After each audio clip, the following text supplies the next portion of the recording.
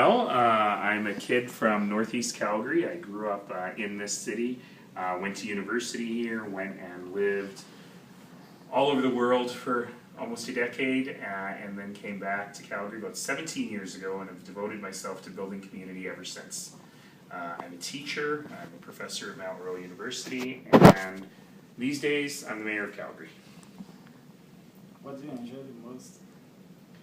You know, the best thing about this job is really getting a good sense of the incredible diversity in the 1.3 million people who live here. And getting a sense of all the different things that people do, where they come from, how they live their lives. And I spend every weekend going from corner to corner in the city, doing different things in the community. I can easily drive 300 kilometers in one Saturday within the city. Doing that, and I just love it. I love finding people who are passionate about completely different things. You know, just last week I had the chance to go to the Canadian Judo Championships. I don't know anything about judo, but I discovered that there has been a very active judo community in Calgary for 60 or 70 years, and that we actually get some really great athletes out of here, and they're really interested in getting more people doing that sport, a sport about which I knew nothing, and I just love meeting people with these great passions that I never knew about.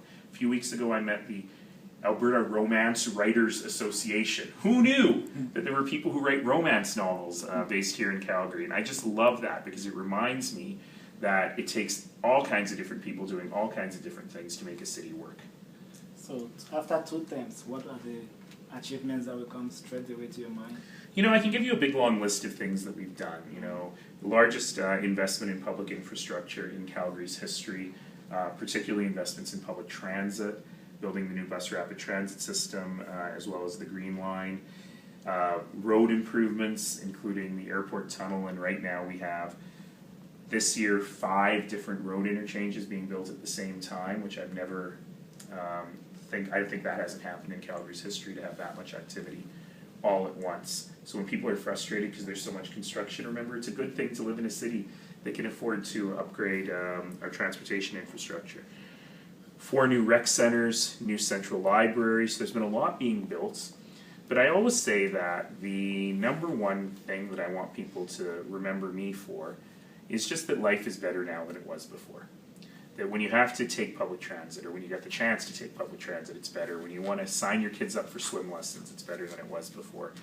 When you're doing business with the city, it's better than it was before.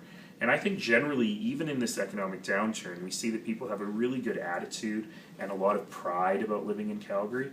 And to me, that's a very, very big deal. So talking of economic downturn that you just mentioned, is there anything you think the city of Calgary can do here? You know, we are victims of global forces here with the price of oil, with generally changes in the investment climate in energy. But there's a number of things the city should be and is doing. Number one is don't make it worse. You know, there are some people who say, well, if there's layoffs in the energy sector, the city should be laying off people too, just to share the pain. This is a terrible idea, because we actually need to be ensuring that our services are available for people at the time they need them the most. One of the things I'm most proud of on that front is the creation of our fair entry process, where low-income Calgarians only have to prove their income once and then have access to all of the low-income services and supports of the city. The most important one of those is the sliding scale pass for transit. So we've seen lots of low-income transit passes being sold in this economic downturn, but that's really important, that people have access to those services and they can get around the city to job interviews or to school, especially at times when it's really needed. So, number one, don't make it worse. Number two, build stuff while it's cheap. So our construction costs are lower than they were in 2015. People are unemployed. And we have lots of infrastructure that needs to get built. That's why we're doing all this road work now. We save money in the good times, so we're able to put money into the economy now. And we're spending about $1.2 billion this year on building stuff, and I think that's a very important aspect of what we do. Number 3, ensure a really well-run city. We are efficient, we are lean, our property taxes were frozen this year, because again, we don't want to go to people for more money at moments when people are hurting. So it's like the old fable of the ant and the grasshopper. We saved money in the good times so that we were able to use that for tax relief during this downturn.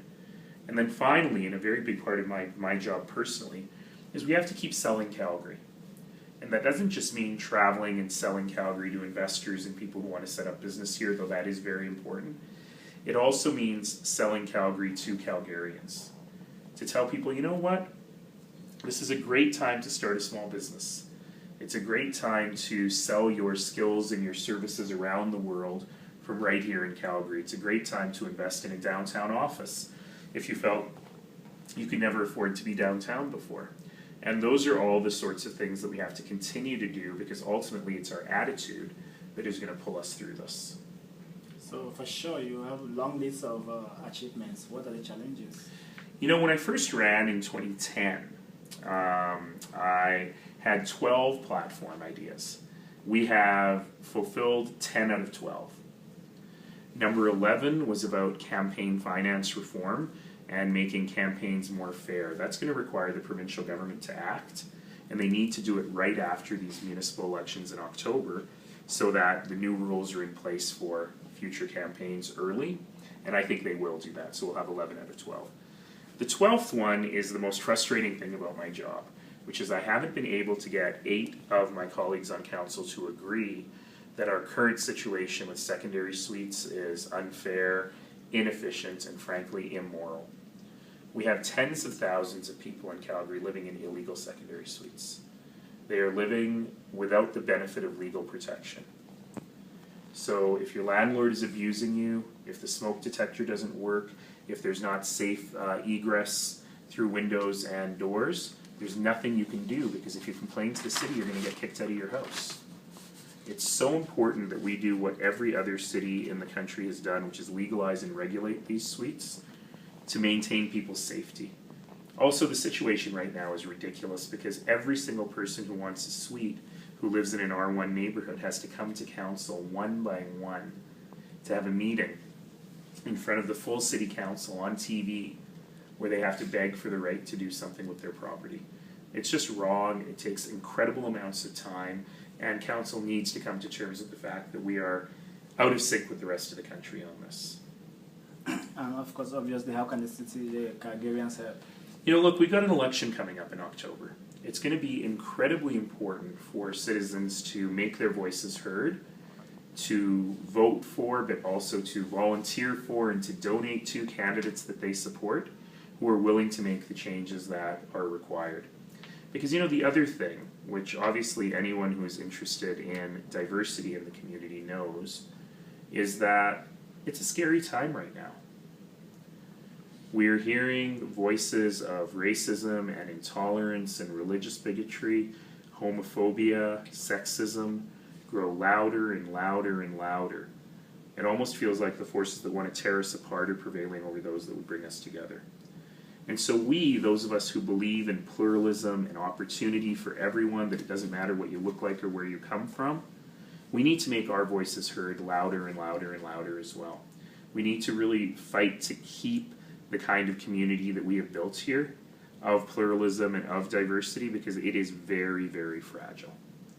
And it can go away like that without good people fighting for it. And I think that is the most important thing citizens can do right now, through their everyday actions and through using their voices to make sure that we are standing up for and fighting for the kind of community we deserve. And as per the city of Calgary, what are they doing in the front of fighting racism, discrimination? You know, again, it really is about modeling the kind of behavior, especially in this Canada 150 year, and modeling the kind of community that we need. So of course there are very specific things we're doing, for example, with the police service, with working with children from every possible community to talk about respect and pluralism. There's a ton of work being done in de-radicalization work. But ultimately, we fight racism by creating a city of opportunity for everyone. And that's what we need to continue to do every day. So going forward, certainly you haven't achieved everything that you want to achieve. What is left that you want to achieve? There's still a lot to do. You know, every politician will say there's still a lot to do, and that's why I hope that citizens will give me another 4 years in October. You know, for example, we are undertaking the building of the Green Line, which is the largest public works project in Calgary's history, 3 times larger than anything else we've ever built before. So it's got to be exactly right. And I really want to make sure that that project gets off properly, that we finish off building the rec centers and the central library on time and on budget, that we manage all of this stuff. But as I was alluding to before, there's something else, which is now more than ever, we need voices in public life that are speaking out for diversity and pluralism, that are fighting against this wave of hatred. And I'd like to be able to continue doing that. I've tried to do that both locally, nationally, and internationally. And I'd like to continue to be a voice for that, because I think it's really important that we as Calgarians model the kind of society that can make a difference for people around the world. Another thing? Sorry? Another thing you want to add? More! Isn't that enough? You know, I'm just a very lucky guy, because I get to go to work every single day and spend my whole day trying to make the community better. And for me, that's a very humbling opportunity. It's really, I wake up every day and I think, I can't believe that people have entrusted me, and even for a second, with their hopes and their dreams and their fears about their city and about their community. And to me, that's what keeps me going every day, that I know that regardless of how difficult the job can be at times, I'm trying to build a community for our kids and for our grandkids and for everyone who lives here, and I hope that I can just continue to do that. Thank you for your time.